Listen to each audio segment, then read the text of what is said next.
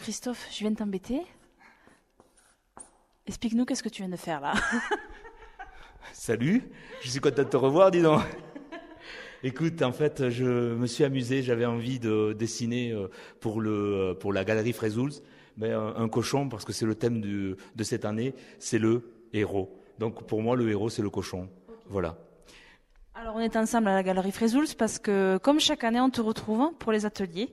Donc explique-nous un petit peu comment ça va s'organiser cette année avec les enfants que tu vas accueillir et les grands aussi je crois. Oui, j'ai envie de travailler avec des grands, des moyens, des petits, enfin vraiment des passionnés ou des curieux, surtout des curieux. Et il faut surtout venir avec l'envie voilà, de découvrir des choses et pas rester négatif avec le dessin. Oh, je sais pas dessiner, tout ça. Non. Alors, j'ai préparé en fait un petit tableau, exceptionnellement. Explique-nous. Allez. En fait, cette année, je voudrais travailler sur la création des personnages, vu le sujet, le héros. En fait, voilà. Alors ici, je vous présente un personnage qui s'appelle Rudy. C'est le héros. Un héros, en tout cas parmi tant d'autres. Et en fait, il y a une fiche d'identité à réaliser. Cette année, en fait, on va travailler sur la personnalité du personnage. Il faut un nom, bien sûr, son métier. Il me faut ses passions, une phrase caractéristique. Vous savez, style Capitaine Haddock qui dit 1000 millions de mille sabords ou Titeuf, c'est pas juste. Donc une phrase caractéristique, un objectif. C'est important pour le personnage, pour le créer. Donc tout ça, ce sont une demande et des questionnements pour créer un héros. C'est le travail des enfants tout cet été à la Galerie Frezouls. On continue. Alors. Il faudra inventer le copain du héros. Et oui, c'est important. Donc, toujours pareil, un deuxième personnage. Puis, le méchant. Et oui, le méchant. Et là, forcément, il a beaucoup de défauts, le méchant. Bon, là, il est cruel et avare. Mais bon, il y en a d'autres. Et donc, ça oblige l'enfant à réfléchir à la création d'un méchant. Et c'est plutôt des fois sympathique. Franchement, c'est sympathique de créer un méchant. Hop. Puis, il y a le scénario. Alors, en fait, on va diviser le scénario en 4 ou 5 actes. Le premier acte, en fait, c'est au niveau du scénario, c'est la présentation du personnage.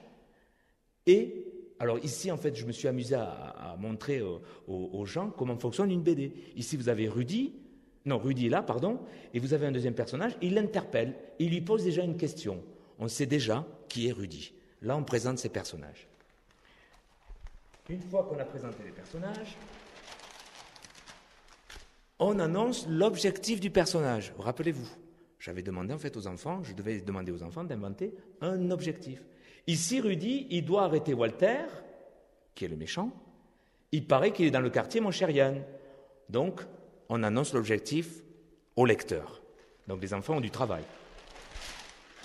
Puis, il y a le troisième acte où là, le héros rencontre des difficultés. J'ai marqué, le héros a des soucis. Et ouais, sinon, un héros sans soucis, c'est pas un héros. Voilà l'importance du méchant. Quatrième acte, mais Rudy rebondit. Ça veut dire quoi? Il rebondit pas comme un kangourou, quoique, un peu.